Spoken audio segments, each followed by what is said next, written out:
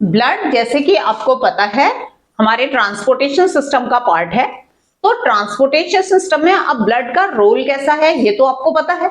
अब उसकी जर्नी किस तरह की है, through blood vessels in the body, क्योंकि उसको हर चीज बॉडी के ईच एंड एवरी सेल तक पहुंचानी है। ठीक है, तो कहीं भी आप एक क्लोज्ड सर्कुलेटरी सिस्टम है, कभी ब्लड वेसल से तो ब्लड बाहर आएगा नहीं।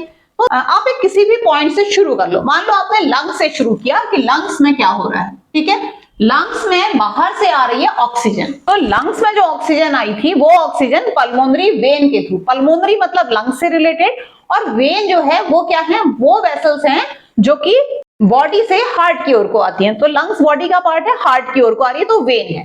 तो पल्मोनरी वेन एक अकेली ऐसी वेन है जो ऑक्सीजन रिच ब्लड लेके आ रही है। ये ऑक्सीजन आता है लेफ्ट एट्रियम में। आपका हार्ट का रफ एक डायग्राम बनाया है, याद रखो कि इसमें ना लेफ्ट साइड में राइट वाले चेंबर्स है और राइट साइड में लेफ्ट वाले चेंबर्स है, तो लेबल करते समय आप ध्यान रखना। दूसरी एक चीज, जो ये राइट वाले चेंबर्स है ना, ये carbon dioxide rich blood use carry करते हैं, और जो लेफ्ट वाले हैं वो ऑक्सीजन वालों को, ये CO2 वालों को करते हैं, ये ऑक्सीजन वाले ब्लड को कैरी करते हैं। मैं ऐसे याद कराती हूँ कि राइट वाले चेंबर्स में रॉन्ग ब्लड है, यानी कि carbon dioxide rich blood. Left ventricle में आ गया, लेफ्ट वेंट्रिकल के बाद ये जाएगा, क्योंकि आर्टरी से जाता है और मेन आर्टरी आपकी एओर्टा है, तो एओर्टा से आ गया। एओर्टा में डिफरेंट आर्टरीज को चला गया, ये भी ऑक्सीजन है। अब आर्टरीज क्या करेंगी, कैपिलरी जो कि very thin walled blood vessels हैं, और क्या करती है, बॉडी के साथ जो चीजों का एक्सचेंज है उसमें हेल्प करती है।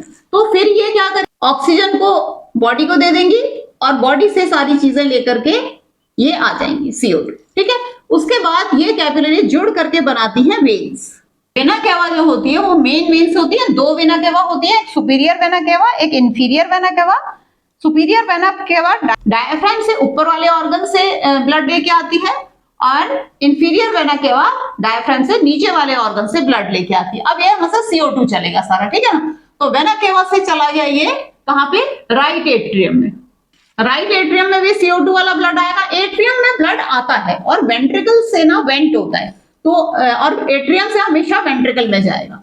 तो राइट एट्रियम के बाद फिर ये जाएगा राइट वेंट्रिकल में, और राइट वेंट्रिकल के बाद कार्बन डाइऑक्साइड वाले ब्लड को, जो पल्मोनरी आर्टरी है वो CO2 को लेके लंग्स में चली जाएगी, और इस तरह से ये साइकिल चलता जाएगा। एक साइकिल में ब्लड जो है हार्ट से 2 बार होके जा रहा है, एक बार हार्ट टू बॉडी और फिर उसके बाद हार्ट टू लंग्स, ठीक है, एंड बैक टू हार्ट। तो इस तरह से जो हमारा ब्लड सर्कुलेशन है उसको डबल सर्कुलेशन कहते हैं।